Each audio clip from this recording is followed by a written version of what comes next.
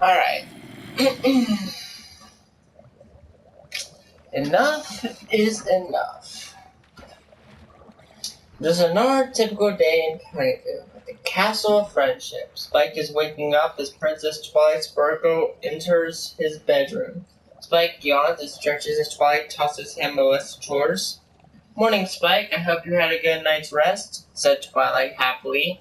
Spike unveils the list to read. He sighs as he reads the long list of chores. Wash the scrub the floors, windows, organize the shelves and dust the shelves. Those in all library rooms. Buy food, supplies for studying, clean the kitchen, clean all spare rooms, sweep the throne room. Spike groans. Ugh. I know you can do it, Spike. Also, Rarity has asked me to give you this. Twilight uses her magic to levitate a list of chores for Spike to do at the boutique. Spike sighs as he reads what Rarity wants. I would help, but my friends need me to organize our anniversary as being friends. Twilight smiles with glee as she leaves. Spike gets out of bed and goes to the closet to grab a bucket and scrub. He starts his day by scrubbing the floors after washing them in the windows. Washing and scrubbing took 5 hours of his day due to how big the castle's interiors are. Spike takes a break and decides to head over to Sugar Corner for a tasty treat. Here, Spike opens the front door of the castle. A bucket filled with iced water pelts him. Due to Spike being cold-blooded, he shivers in pain. Two ponies in particular are laughing at Spike's misery. Gotcha! Pinky delightedly glee as she pointed at Spike with her hoof. Rainbow Dash couldn't help but mock Spike. So much for the brave and glorious, Rainbow laughed. More like lame dragon, Rainbow chuckles. Spike balls his claws as he shivers like crazy, but sighs. He's not in the mood for any of the pranksters' nonsense. Good prank, Spike calmly said, sounding a little distraught with the prank. Oh, relax, Spike, Pinky noted, putting an arm around Spike's neck. Yeah, Rainbow concurs with a smile. We're only messing around, said Rainbow, shoving an apple pie in Spike's face.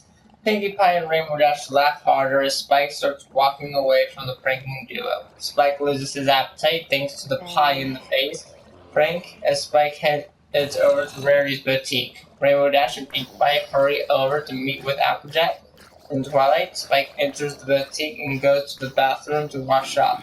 After a few minutes, he grabs a broom and starts sweeping the floors according to Rarity's chore list. He needs to sweep the floors, fix Rarity's room, clean Sweetie Belle's room, and feed Opal. It's not much, but Spike had just enough with the chores. After an hour of cleanup, Spike's appetite returns. Spike crumbles Rarity's list and tosses it away. He opens the door to the boutique and stands back. He sighs in relief as Pinky and Rainbow didn't plant another bucket of ice on top of the door. Spike leaves the boutique and walks out of the Sugar Corner. As he's walking, he wonders if there is some miracle that Twilight and her friends would decide that he would come along as well. Sure, they would appreciate his company, right? As Spike enters Sugar Corner, he sees Twilight and Applejack waiting in line to get cupcakes. Hey, Twilight, said Spike, greeting his sister-like friend. Twilight turns around and sees Spike. She gives Spike a inauspicious look. Spike? Twilight said, not sounding pleased with him. What are you doing slacking off? Slacking off? Spike said in shock. I never slacked off. Spike, Twilight commenced, get back to work. No time for lollygagging. You have other chores to take care of. Twilight, I came here to Twilight who cut off Spike's speech. To the castle and finish your work, Twilight said. Better run along, Sugar Cube. Don't want you to get into any more trouble with Twilight, now will you? Oh, Applejack said. Now, Spike, said Twilight, annoyed. Spike sighs in defeat and leaves. As he walked out of Sugar Corner, a bucket filled with ice water pelts him a second time. Then the bucket hit Spike on the head. Not only he fell to the ground, clutching into his head a bit, but Spike is also in pain once more. Pinkie Pie and Rainbow Dash come out laughing at the baby dragon. Twilight and Applejack saw it and couldn't help but laugh as well, reminding them of the ice block incident. Spike gets up, his teeth couldn't stop chattering as he walks back to the Castle of Friendship upset. Pinky, that's a new record, Rainbow said, still laughing at the ice bucket break. 2 for 2, Pinky cheers. We should get him again with the same prank later tonight, when he opens the door for Twilight. Definitely, Rainbow nods as she smiles. We gotta tell Twilight the horrors of our prank. Spike slowly walks back to the castle of Frederick. He reminisces all the times Twilight had used him instead of being a friend. Twilight gets to live her life as a pony, as a princess, while he is left behind doing everything as a slave would and being called a slacker. It hurts him more than anyone could have ever known. He sighs sadly. Spike enters the castle of Frederick and goes to the kitchen. He opens the fridge to see some carrots and a slice of apple pie. Spike takes the carrots and puts them on a plate. A tear falls from Spike's eye, hitting the plate of carrots. Why must I suffer while Twilight and her friends get to enjoy life? Spike looks up at the ceiling as he takes a bite out of the carrots. The things I do for all of them. With my dragon coat and all, they still take me for granted. Spike takes another bite out of the carrot. Pinkie Pie and Rainbow Dash have no remorse with their ice bucket pranks whatsoever, including other pranks they have pulled. Muriel mocks me for not being like the other dragons. Today she used my Crystal Empire title as brave and glorious in a disrespectful manner and calling me a lame dragon. Spike finished one of the carrots on his plate. Does she care about my feelings? Do they realize that they are killing me slowly with ice water? Do they want me to die? Spike gasped and his eyes widened in shock after the question came out of his mouth. He started getting teary. All he experienced, all he went through, it starting to add up. Spike spent the next hour writing everything he experienced during his tenure in Ponyville, all the times he's been with Twilight and her friends. He wrote in full detail of their wrongful doings and rightful doings. Can't believe this, said Spike, shaking his head in disbelief. Can't remember an actual good time I had with Twilight and her friends. I'm a slave to them, an errand boy, an object they pass around, said Spike in tears. Twilight used me for chores, cooking her breakfast, lunch, and dinner. She belittles me for being too young, but gives me all the responsibility of taking care of the castle while taking care of her. Also, she would use me for any of her research, as well as being a test subject. Rarely uses my emotions for her benefit. She uses my crush for her for leverage and uses my body as a pincushion. Spike groans in the realization that he was nothing more than a tool for Rarity at the time. Pinkie Pie never invites me to any parties she's thrown, unless it's my own birthday. Only one time she threw one. She has forgotten 3 birthdays of mine. Pinkie hadn't invited me to any of her social gatherings as well. Rainbow Dash continues to mock me and participates in any way of humiliating me for laughs. Spike sighs heavily. Applejack would use me as an example of sporting or hog-tying me with her lasso. She uses me as an object and not be my friend. However, I do hope she rarely thanks me. I get no appreciation the time with my dragon coat instead of talking to me about it. She tried many ways of getting rid of me. Fluttershy has slowly forgotten about me. She pays more attention to Discord than me. Not that I'm jealous, but she has more of a friendship with him than me. Am I just a forgotten friend to them? Spike walks down the corridors of the castle to his room, disregarding the rest of his chore list as he is too sad to handle it. As he walks down, he remembers all the other times he missed out due to work and chores, visiting Cloudsdale and seeing Rainbow Dash performing at the Young Flyers competition, being left behind at the gala in Canterlot, missing out on Twilight's birthday party because they got relocated to Canterlot, not invited to see Maud Pie. Spike continues to think about every possible outing he missed because of chores and Twilight leaving him behind. Spike starts to question his faith with the friends he has. He entered his bedroom and lays in bed. They're not my friends, Spike exclaims. They are nobodies. They claim I'm their friend, but I'm not. I'm a slave, a tool for their amusement. Spike sadly comes. Spike burps a letter, steal on the letters from Princess Celestia. Screw it. Spike uses his flames to burn the letter. He's not in the mood to leave his bed. Also, he has a feeling that another bucket is placed for when he leaves the castle. Celestia probably wanted Twilight to come over for a party or some sort. Spike falls asleep on his bed to ease his emotions. Hours later, it is now 9:30 at night. Twilight and her friends are on their way to the Castle of Friendship after having a splendid time together at the river celebrating their anniversary as being friends. Twilight wants her friends to sleep over at her castle. She promises that Spike will make his freshly baked homemade triple-decker nut crazy vanilla cream cookies. As they enter the Castle of Friendship, Twilight and the girls see Spike's handiwork on the floors and windows as they trot down the corridor. Twilight notices that several libraries have not been reorganized and dusted. Pinkie Pie trots to the kitchen and alerts Twilight that she doesn't have much food. Twilight goes into her study room to find out that there are no new supplies. What the heck? Twilight said in frustration and disappointment. Spike! Twilight shouts in anger. Twilight angrily stomps her way to Spike's bedroom as the others overhear Spike's name. Applejack, Fluttershy, Pinkie Pie, Rainbow Dash, and Rarity follow Twilight to Spike's room. Twilight slams the door open with her manners, stalling Spike in his sleep. Spike! said Twilight sternly. Now that Twilight and her friend Spike has a mild cold, he yawns and looks at Twilight. Yes, Twilight, Spike replies, coughing a little. Like, why haven't you finished your chores? It's 9:45 at night. I was tired. I've done so much and endured a lot. Spike tiredly said. Well, Spike, Twilight chose to use her magic to levitate Spike's power pony summit. I am officially revoking you of reading any power pony songs until further notice.